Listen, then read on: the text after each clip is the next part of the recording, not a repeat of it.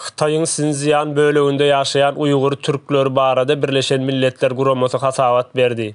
And then I received, of course, a letter or a number of countries, 40 or something, I don't remember the number, asking for the non-publication. But I already said... Hasabatda Xitay tarapy kastly Uygur halkyna garşy planlaşdyrylan jenayetler işlendigi ýazylyar.